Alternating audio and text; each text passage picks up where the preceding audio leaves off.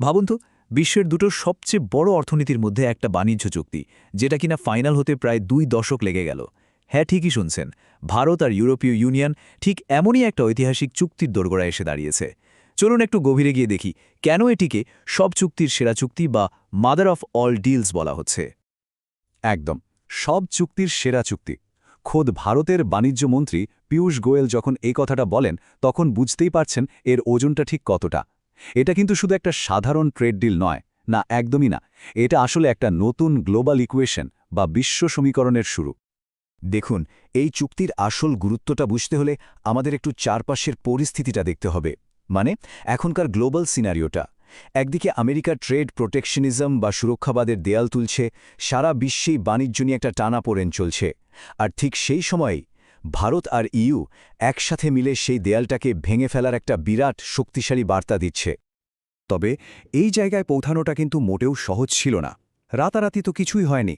এর পেছনের গল্পটা প্রায় 2 দশকের লম্বা একটা জার্নির মতো। অনেক চড়াই উতরাই ছিল। 2007-এ আলোচনা শুরু হয়েছিল, তারপর 2013-তে গিয়ে তো প্রায় বন্ধই হয়ে যায়। কিন্তু শেষ পর্যন্ত 2022-এ আবার নতুন করে নতুন উদ্যমে সবটা শুরু হয়। আর এখন আমরা প্রায় ফাইনাল স্টেজে। এখন প্রশ্ন হল, এত বছর পর হঠাৎ করে এই চুক্তিটা ফাইনাল করার জন্য এত তাড়া কিসের?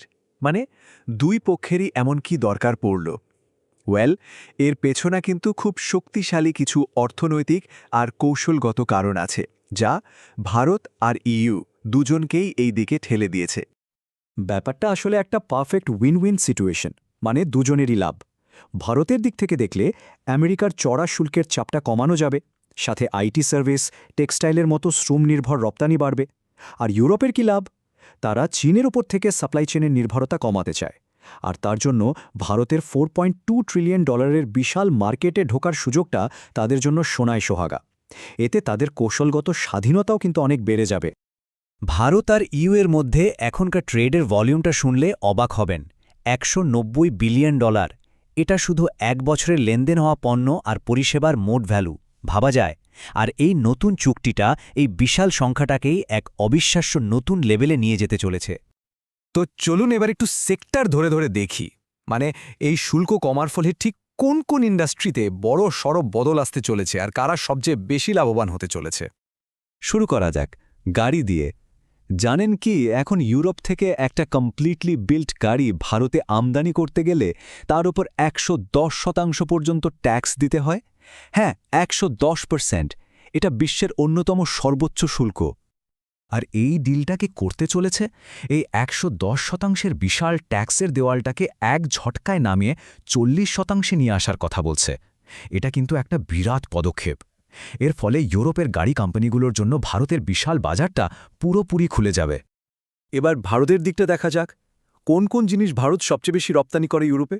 দেখুন, পেট্রোলিয়াম প্রোডাক্টস, ওষুধ আর কেমিক্যালস আর ইলেকট্রনিক গুডস, এগুলিই কিন্তু টপে আছে। শুল্কটা কমে গেলে এই সেক্টরগুলোর গ্রোথ যে আরও রকেটের গতিতে বাড়বে তা বলাই বাহুল্য। তবে আসল সুযোগটা লুকিয়ে আছে টেক্সটাইল ইন্ডাস্ট্রিতে। ব্যাপারটা দেখুন, ইউরোপের পোশাকের বাজারে চীনের শেয়ার প্রায় 30%, বাংলাদেশ আর ভিয়েতনামের মিলিয়ে প্রায় 20%, আর সেখানে ভারতের শেয়ার কত? মাত্র 6%। এই চুক্তিটা ভারতের জন্য একটা লেভেল প্লেইং ফিল্ড তৈরি করে দেবে, মানে সবার সাথে সমান তালে লড়ার সুযোগ। আর সেটা হলে এই সেক্টরে কি অমন প্রবৃদ্ধি আসতে পারে তা কল্পনাও করা কঠিন। শুধু টেক্সটাইলই নয়, ভারতের রত্ন আর গয়না শিল্পের জন্য কিন্তু একটা বিশাল সম্ভাবনা অপেক্ষা করছে। ইউরোপের বাজারে প্রায় $16 বিলিয়ন একটা আনট্যাপড বা অব্যবহৃত মার্কেট পড়ে আছে। এই চুক্তির মাধ্যমে সেই বিশাল বাজারটাও ভারতের জন্য খুলে যেতে পারে। কিন্তু সবটা কি এতই সোজা? একদমই না। এই চুক্তির রাস্তায় সবচেয়ে বড় কাঁটা বা বাধা হয়ে দাঁড়িয়েছে ইউরোপীয় ইউনিয়নের ক্লাইমেট পলিসি বা জলবায়ু নীতি। আর এটা নিয়ে এই দুই পক্ষের মধ্যে সবচেয়ে বেশি মতবিরোধ। এই বিতর্কের একেবারে কেন্দ্রে আছে একটা জিনিস, যার নাম CBAM, মানে কার্বন বর্ডার অ্যাডজাস্টমেন্ট মেকানিজম। নামটা একটু জটিল শোনালেও ব্যাপারটা সহজ করে বললে এটা একটা কার্বন ট্যাক্স। ইউরোপীয় ইউনিয়ন সেই সব দেশ থেকে আসা পণ্যের ওপর এই ট্যাক্সটা বসাবে যাদের জলবায়ু নীতি বা কার্বন নিঃসরণের নিয়মকানুন ইউরোপের মতো অতটা কড়া নয়। তো এই নতুন কার্বন ট্যাক্সের প্রভাব ভারতের ওপর কতটা পড়তে পারে? সংখ্যাগুলো দেখলেই বিষয়টা পরিষ্কার হয়ে যাবে। ভারতের লোহা আর ইস্পাত শিল্প সবচেয়ে বড় ঝুঁকির মুখে, কারণ প্রায় $4.5 বিলিয়ন প্রোডাক্ট তারা ইউরোপে পাঠায়। এরপরে আছে অ্যালুমিনিয়াম, সিমেন্টের মতো খাতগুলো। এরাও এই নতুন ট্যাক্সের আওতায় চলে আসবে। স্বাভাবিকভাবেই ভারত এর তীব্র বিরোধিতা করেছে। ভারতের যুক্তিগুলো খুব স্পষ্ট। প্রথমত, এটা উন্নয়নশীল দেশগুলোর ওপর একটা অন্যায্য বোঝা। দ্বিতীয়ত, ঐতিহাসিকভাবে কারা বেশি কার্বন নিঃসরণ করেছে সেই হিসাবটা এখানে ধরা হচ্ছে না। আর তৃতীয়ত, এটা ওয়ার্ল্ড ট্রেড অর্গানাইজেশনের নীতির বিরুদ্ধে যাচ্ছে। আর এখানেই আসল প্রশ্নটা উঠছে, ক্লাইমেট চেঞ্জ মোকাবেলা করা যেমন জরুরি, তেমনি অর্থনৈতিক উন্নয়নটাও তো দরকার। এই দুটোর মধ্যে ব্যালেন্সটা হবে কিভাবে? একটা গ্রিন ডিল বা সবুজ চুক্তি কি সবার জন্য একটা ফেয়ার ডিল বা ন্যায্য চুক্তি হতে পারে? তবে এই জটিল সমস্যার একটা দারুণ সমাধানের প্রস্তাবও কিন্তু এসছে।